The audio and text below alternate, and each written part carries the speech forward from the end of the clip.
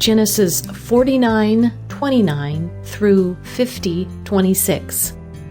Devotional focus verse. And Joseph said unto them, Fear not, for am I in the place of God?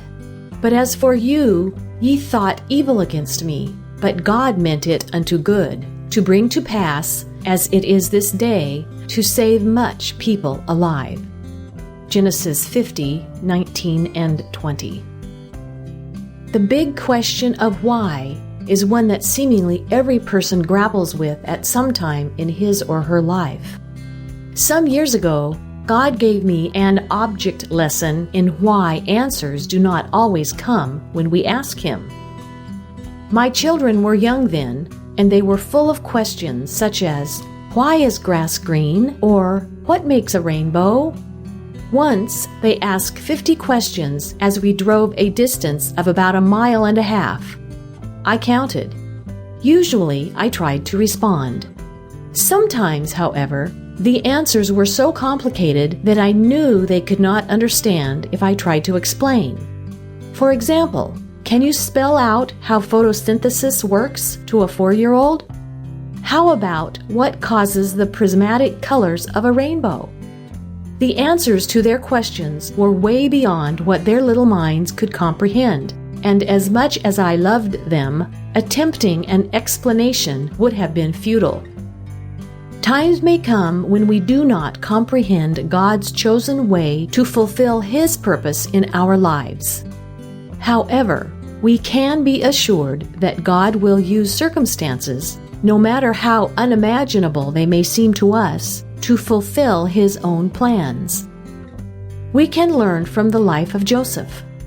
While God was working in his life through incomprehensible happenings, Joseph steadfastly held to his trust in the Lord and let God sort it all out. No doubt, the events of his life were a big puzzle to him. Perhaps at times he questioned why circumstances occurred as they did. However, he stood firm, and by the time of the events in today's text, he finally understood why he had suffered the intense opposition, betrayal, denial, temptations, wrongful accusations, and unjust punishment that had come his way. More than that, he recognized that it was worthwhile. After the death of Joseph's father, his brothers came once more before him in fear of revenge for the evil they had done to him many years earlier. His kind answer and soothing words to them indicated that he was deeply committed to God and realized that God had an overall purpose. Joseph reassured his brothers of his forgiveness and also promised to take care of them and their families. We must trust God and wait patiently for Him to bring good from the unexplainable, even the bad things that happen to us. We can trust Him because, as Joseph learned, God can transform evil into good. Background information. This concluding text of Genesis tells of Jacob's death and burial and also the death of Joseph. In both cases, references to their descendants' future return to Canaan were stressed. At the conclusion of the blessing of his sons, Jacob told them that he was to be buried in the cave of Machpelah in Canaan. He had previously asked Joseph to promise that this would be done, and Joseph was faithful to make it happen. Embalming was a practice of the Egyptians, and they were masters of the process, which took between 30 and 40 days. The Egyptians mourned about 70 days for a king, so they showed Jacob much honor.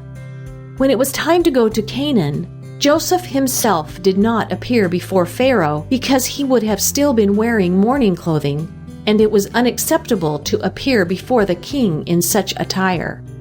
Pharaoh's permission to leave was given, and an entourage was appointed to accompany Jacob's sons. With due ceremony, Jacob was buried. In Genesis 50:15 through 21, the brothers again expressed fear that Joseph would seek vengeance. His reassurance was given in another emotional scene. At the end of his life, Joseph was still confidently looking ahead to the time when God would take Jacob's family back to Canaan. He extracted a promise from Jacob's descendants that they would take his body with them when they traveled back. That promise was kept, and its fulfillment is recorded in Joshua 24:32. Conclusion. Who knows what God may be working out through the events of our lives today? We can place our full trust in Him.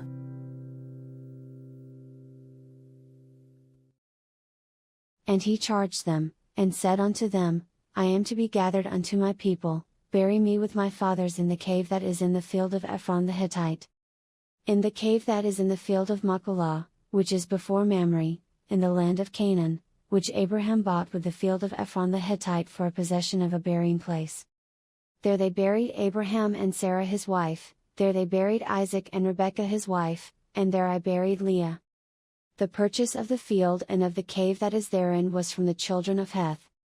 And when Jacob had made an end of commanding his sons, he gathered up his feet into the bed, and yielded up the ghost, and was gathered unto his people. Genesis chapter 50. And Joseph fell upon his father's face, and wept upon him, and kissed him. And Joseph commanded his servants the physicians to embalm his father, and the physicians embalmed Israel. And 40 days were fulfilled for him, for so are fulfilled the days of those which are embalmed, and the Egyptians mourned for him 60 days. And when the days of his mourning were past, Joseph spake unto the house of Pharaoh, saying, If now I have found grace in your eyes, speak, I pray you, in the ears of Pharaoh, saying, My father made me swear, saying, Lo, I die, in my grave which I have digged for me in the land of Canaan, there shalt thou bury me. Now therefore let me go up, I pray thee, and bury my father, and I will come again. And Pharaoh said, Go up, and bury thy father, according as he made thee swear. And Joseph went up to bury his father, and with him went up all the servants of Pharaoh, the elders of his house, and all the elders of the land of Egypt. And all the house of Joseph, and his brethren, and his father's house, only their little ones, and their flocks, and their herds, they left in the land of Goshen. And there went up with him both chariots and horsemen, and it was a very great company. And they came to the threshing floor of Atad, which is beyond Jordan, and there they mourned with a great and very sore lamentation, and he made a mourning for his father 7 days. And when the inhabitants of the land, the Canaanites, saw the mourning in the floor of Atad, they said, This is a grievous mourning to the Egyptians, wherefore the name of it was called Abel Mizraim, which is beyond Jordan. And his sons did unto him according as he commanded them.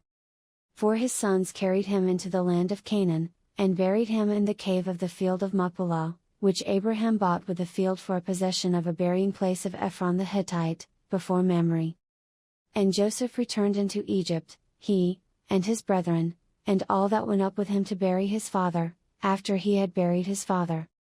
And when Joseph's brethren saw that their father was dead, they said, Joseph will peradventure hate us, and will certainly requite us all the evil which we did unto him. And they sent a messenger unto Joseph, saying, Thy father did command before he died, saying, So shall ye say unto Joseph, Forgive, I pray thee now, the trespass of thy brethren, and their sin, for they did unto thee evil, and now, we pray thee, forgive the trespass of the servants of the God of thy father. And Joseph wept when they spake unto him. And his brethren also went and fell down before his face, and they said, Behold, we be thy servants. And Joseph said unto them, Fear not, for am I in the place of God? But as for you, ye thought evil against me, but God meant it unto good, to bring to pass, as it is this day, to save much people alive.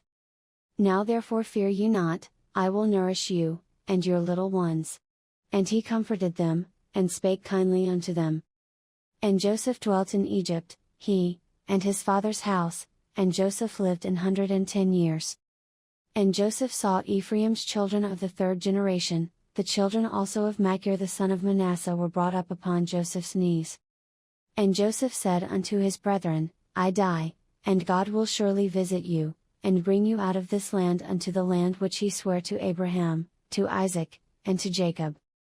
And Joseph took an oath of the children of Israel, saying, God will surely visit you, and ye shall carry up my bones from hence.